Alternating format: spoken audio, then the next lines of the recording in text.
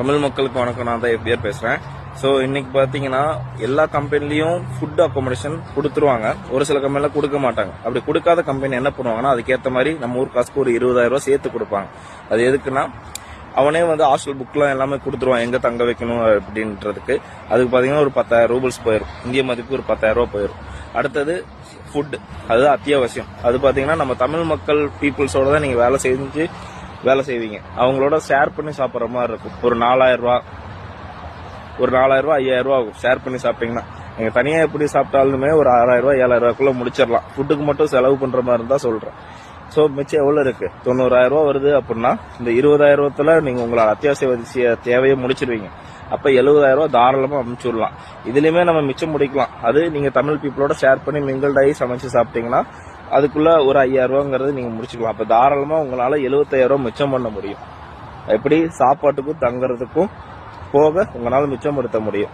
இதுதான் வந்து கணக்கு.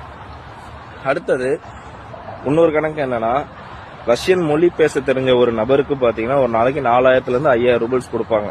அதே ரஷ்ய மொழி தெரியாத நம்மள மாதிரி தேர்ட் கண்ட்ரி பீப்புளுக்கு 2,300 ரூபல் கொடுப்பாங்க. ஸோ இதுதான் கணக்கு.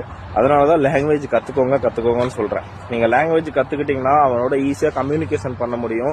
அவங்க சொல்ற டாஸ்க் எல்லாம் உங்களால ஈஸியா செய்ய முடியும். அது தெரியாம நீங்க இருந்தீங்கன்னா அவன் வந்து உங்களை ஒரு ஜெனரல் கேட்டகரியில தான் பார்ப்பான். உங்களை வந்து மதிக்க மாட்டாங்க. ஏன்னா இவனுக்கு ஒன்னும் தெரியாது, நம்ம சொல்ல போறது இவனால எதுவுமே புரிஞ்சுக்க முடியாது.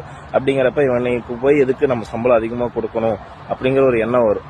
அதே மாதிரி நீங்க ஒரு ட்ரக் டிரைவரா இருப்பீங்க, ஒரு செஃப்பா இருப்பீங்க, இல்ல என்ன மாதிரி ஒரு ஃபோர்க்லிஃப்ட் டிரைவரா இருப்பீங்க. எந்த இதுக்கு பாத்தீங்கன்னாலும் கம்யூனிகேஷன் வேணும். இங்க வந்து லாங்குவேஜுக்கு அவங்க அவ்வளவு மரியாதை கொடுப்பாங்க, அவங்களோட லாங்குவேஜுக்கு.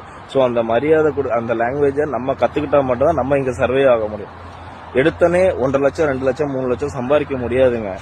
நீங்க வந்து ஒரு 6 மாசம் 1 வருஷம் இங்க இருந்து கல்ச்சர் என்ன, லாங்குவேஜ் என்ன, மொழி என்ன எப்படிங்கறதெல்லாம் கத்துக்கிட்டு அதுக்கப்புறம் உங்களுக்கே ஒரு ஐடியா கிடைக்கும். நீங்களே அதுக்கேற்ற லிங்க் பார்த்து கண்டுபிடிச்சு போவீங்க.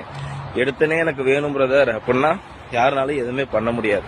ஸோ யூரோப்பை பொறுத்த வரைக்கும் அதான், நம்ம ஒரு கண்ட்ரிக்கு போறோம் அப்படின்னா அந்த கண்ட்ரியோட லாங்குவேஜை நம்ம கத்துக்கிறதுக்கு பாத்தீங்கன்னா மினிமம் ஒரு 6 மாசம் ஆகும். புதுசா தான் இருக்கும், பட் அது ஈஸியா தான் இருக்கும். உள்ள வந்த பிறகு ஈஸியா தான் இருக்கும்.